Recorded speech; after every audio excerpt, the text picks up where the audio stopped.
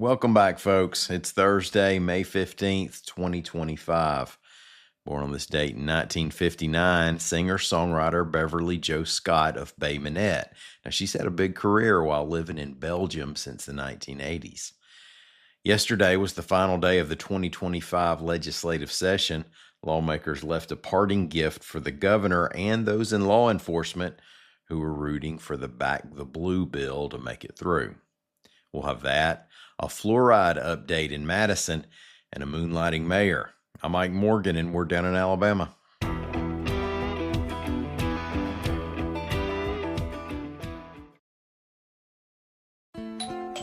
Grandpa's here! Hank's always helping out, Grandpa style.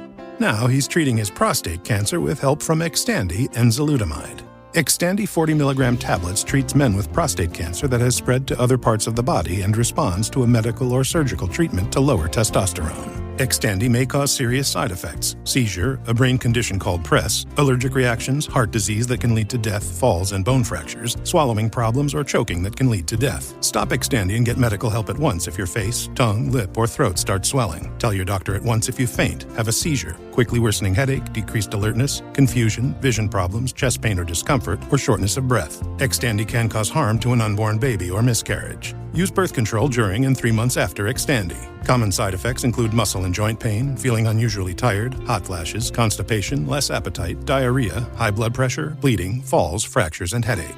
Talk to your doctor and visit Xtandi.com.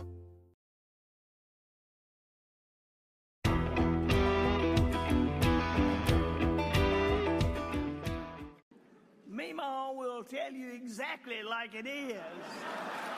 That's just a little Meemaw pride on Goat Hill.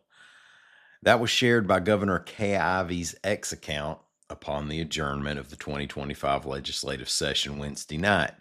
One more piece of the governor's priority list, one final approval in the final half hour. AL.com's Mike Kaysen reports that the bill to expand immunity for police officers, dubbed Back the Blue, passed after changes were made to a version that passed back in March. The Senate ended debate shortly after 10 p.m., then passed it 25-6. The House then passed it 73-28 at approximately 11:35 p.m.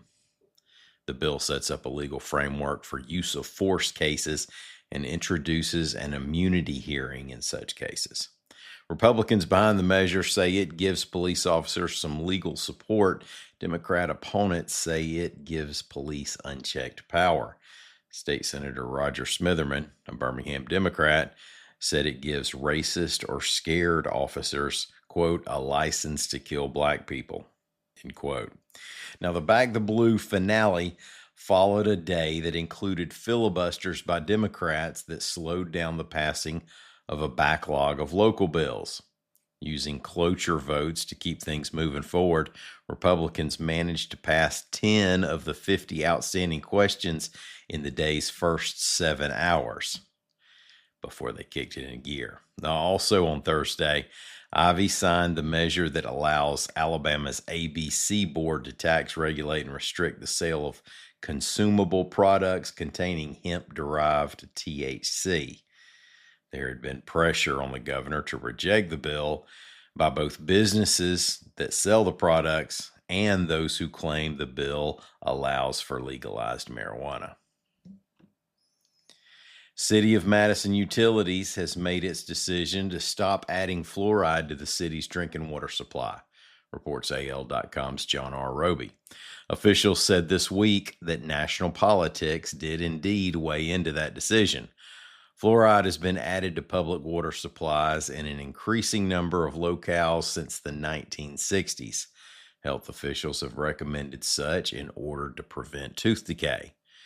U.S. Health and Human Services Secretary Robert F. Kennedy Jr. is skeptical of the safety of fluoride, and a court has told the EPA to study health concerns over some fluoridated water. Pediatric dentist and director of UAB's Sparks Clinic, Stephen Mitchell, said those studies involved overseas areas where up to 4 times the U.S. recommended amount of fluoride was being pumped into water supplies. Madison Water Manager David Moore said officials had to weigh whether it made sense to invest in fluoridation considering the current politics and a possible shift away from fluoride. So far, Alabama's largest cities haven't gone in that direction. Well, Birmingham's mayor is moonlighting as a lawyer, reports AL.com's Joseph T. Bryan. And it's nothing new. Randall Woodfin has been practicing law for some time. He posted on Facebook to let people know that he's available for personal injury or criminal law work. Now, he posted on his personal account with the required legal disclaimer at the bottom. The mayor of Birmingham is a full-time position that pays Woodfin $130,000 a year. But he's not the first in that position to work a side hustle. Larry Langford was employed by Birmingham Budweiser while serving as mayor from 2007 to 2009. Woodfin said he hasn't worked a case since 2023 and doesn't take cases that might conflict with city business. Quote, I have been a practicing attorney for over 15 years with no plans to stop. Thank y'all so much for listening to us. We'll be back here again tomorrow. Till then, y'all come by and see what we're up to on the internet anytime you want to at al.com.